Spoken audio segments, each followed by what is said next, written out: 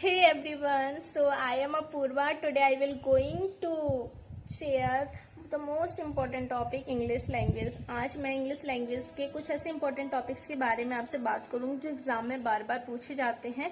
यदि आप paper 1 and paper 2 की तैयारी कर रहे हो, सब्जेक्ट आपका इंग्लिश है, तो ये वीडियो बहुत ज़्यादा हेल्प करने वाला है आपके लिए, क्योंकि आज मैं कुछ ऐसे इंपॉर्टेंट टॉपिक्स के बारे में बताने वाली हूँ जो डायरेक्ट क्वेश्चंस हमारे एग्जाम में पूछे जाते हैं। तो ध्यान से सुनना थोड़ा, क्योंकि काफ़ी सारी चीज़ें आज मैं डिस्कस करूंगी इस वीडियो में।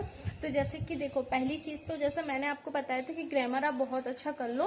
लाइक जैसे पार्ट ऑफ स्पीच हुआ, पार्ट ऑफ स्पीच को आप अच्छे से पढ़ लो। लाइक नाउन प्रोनाउन, ये तो आप लोगों ने ऑलरेडी पढ़ रखे होंगे। ग्रामर तो आपको आती होगी, तो ये चीज़ें कंप्लीट कर लो, क्योंकि ये चीज़ें मैं कई बार बता चुकी हूँ। बट जो लैंग्वेज वाला पोर्शन होता है, जैसे जो पेडागोगी होता है, वो थोड़ा सा समझना कह सकते हो डिफ़िकल्ट हो जाता है यदि आपने उसको अच्छे से नहीं पढ़ा हो तो।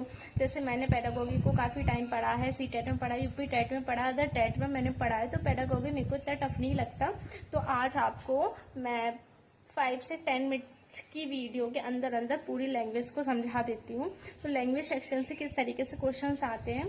फर्स्ट देखो, लैंग्वेज एक्यूजेशन एंड लर्निंग से क्वेश्चन आ सकता है। एक्यूजेशन क्या होता है? हम किसी चीज़ को खुद से सीख जाते हैं, सेल्फ। जैसे मेरी मदर टंग हिंदी है और हम सबकी मदर टंग हिंदी है, तो हम हिंदी ओबियसली जल्दी सीख जाएंगे। बट जो हमारी सेकंड लैंग्वेज है, जो हमारी इंग्लिश है, उसको सीखने में हमें क्या लगेगा? टाइम लगेगा। तो जो लर्निंग होती है उसको हमें सीखना पड़ता है। तो फर्स्ट लैंग्वेज से क्वेश्चन आता है, लैंग्वेज एक्यूजेशन से क्वेश्चन आते हैं, लर्निंग से क्वेश्चन आते हैं।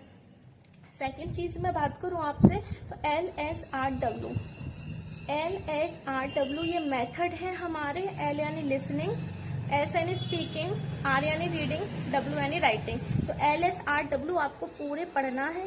लिसनिंग क्या होती है, बच्चा कैसे पढ़ता है, लिसनिंग कैसे सुनता है, राइटिंग कैसे करता है, रीडिंग कैसे करता है, तो ये चीज़ें आपको पढ़नी है। फिर कुछ आएंगे आपको लर्निंग डिसेबिलिटी से क्वेश्चन आ सकता है। किसी बच्चे को लिखने में प्रॉब्लम है तो क्या होगा, पढ़ने में प्रॉब्लम है तो क्या, कौन सी, किस मेथड से हम उसको पढ़ाएंगे, तो कुछ मेथड्स आएंगे हमारे।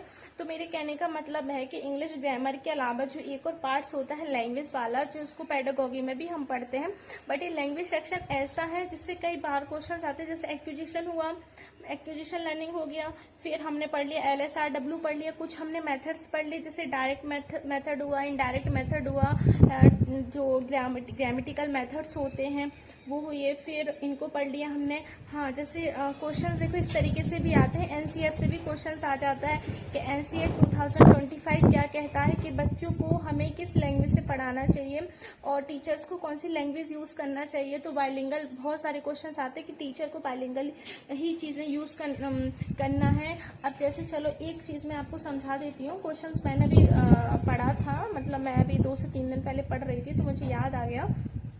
क्वेश्चन आपसे इस तरीके से आ सकता है एग्जाम में कि व्हाट इज रीडिंग, रीडिंग क्या होता है, how many type of reading से कितने पार्ट्स होते हैं। तो जैसे रीडिंग का मतलब क्या होता है, पढ़ना होता है। रीडिंग का मतलब होता है पढ़ना। अब रीडिंग कितने टाइप की होती है, तो रीडिंग हमारी देखो, हम किस तरीके से रीडिंग करते हैं। हम ऑरल भी करते हैं ना, हम पढ़। ऑरल का मतलब क्या होता है, ऑरल का मतलब होता है कि हम जोर जोर से हम किसी से कहते हैं लाउड, ऑरल रीडिंग करवा रहे हैं, लाउड रीडिंग करो, तो तेज तेज पढ़ते।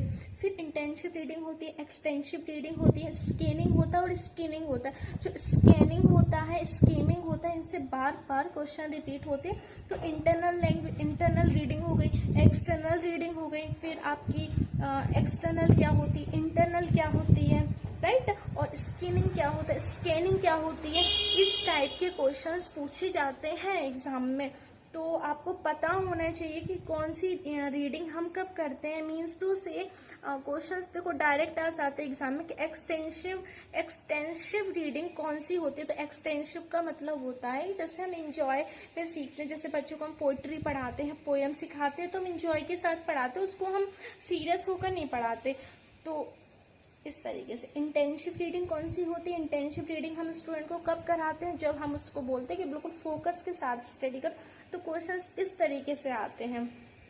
ओके, तो जैसे रीडिंग से क्वेश्चंस आ गए, ऐसे लिसनिंग से भी आ जाते हैं, एंड कुछ हमारे LSRW से आ गए। तो ये होता है लैंग्वेज वाला पोर्शन। आपने यदि देखा होगा प्रीवियस जो पेपर्स देखे होंगे, उनमें भी 5 से 10 मार्क्स में ये लैंग्वेज सेक्शन आता ही आता है। ग्रामर का तो फिर मैं बता ही चुकी हूँ कि ग्रामर में कौन से टॉपिक आपको कंप्लीट करने हैं, बट लैंग्वेज एक ऐसा सेक्शन है जिससे आपको मैं ये कहूँ कि यूपी टेट ही नहीं, आप आने वाले एग्जाम दोगे ना, सी टेट दोगे, सुपर टेट दोगे, एमपी टेट दोगे, केवीएस दोगे, एनवीएस दोगे, DTPLS भी दोगे, तब भी आपको इंग्लिश लैंग्वेज पढ़नी ही पड़ेगी। तो ये चीज़ें तो आपको डेफिनेटली पढ़नी पड़ेंगी। फिर कुछ जैसे हमारे इंग्लिश में ये राइटर्स हो गए, जैसे नोम चोम्स्की हो गए, स्किनर हो गए, राइट। तो इन लोगों ने क्या कहा था, W.B. ईस्ट हो गए, इन्होंने ग्रामेटिकल मेथड दिया, डायरेक्ट मेथड क्या होता है, इनडायरेक्ट मेथड क्या होता है, कौन सा स्टूडेंट स्ट्रक्चर होता है, कौन सा हमारा टीचर सेंटर्ड होता है।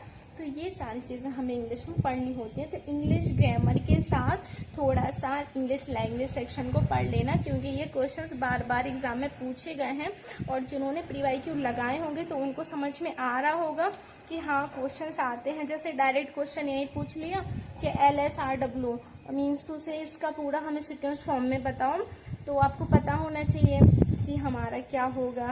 रिसेप्टिव स्किल हो गई, प्रोडक्टिव स्किल्स हो गई, तो ये सारी चीज़ें आती हैं इंग्लिश में। तो ये बेस थोड़ा सा अच्छे से कर लेना, कंप्लीट कर लेना।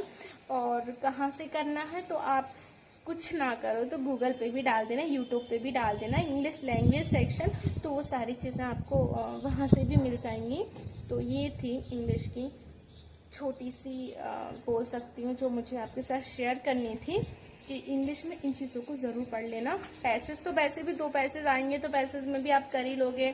स्कैनिंग क्या होता है, बार बार क्वेश्चंस पूछे जाते हैं। एक्सटेंसिव रीडिंग हम किसको कहेंगे, हम यदि क्लास स्टोरी टेलिंग से क्वेश्चंस आ जाते हैं, तो इस तरीके के क्वेश्चंस हमारे यूपी टेट में पूछे जाते हैं। तो इनको थोड़ा सा अच्छे से पढ़ लेना। मेरे कहने का मतलब ये है कि इंग्लिश सेक्शन यदि आपका बिल्कुल ज़ीरो है, और देखो ऐसा नहीं है कि आप नहीं सीख सकते हो, आप सीख सकते हो। आप थोड़ा सा प्रयास करोगे ना, तो इंग्लिश उतना टफ नहीं है जितना आप सोचते हो। And English just a language, आप थोड़ा सा कोशिश करो, एंड मैं आपको गाइड कर तो रही हूँ चीज़ों के लिए, तो ऑनेस्टली आप कर ही लोगे।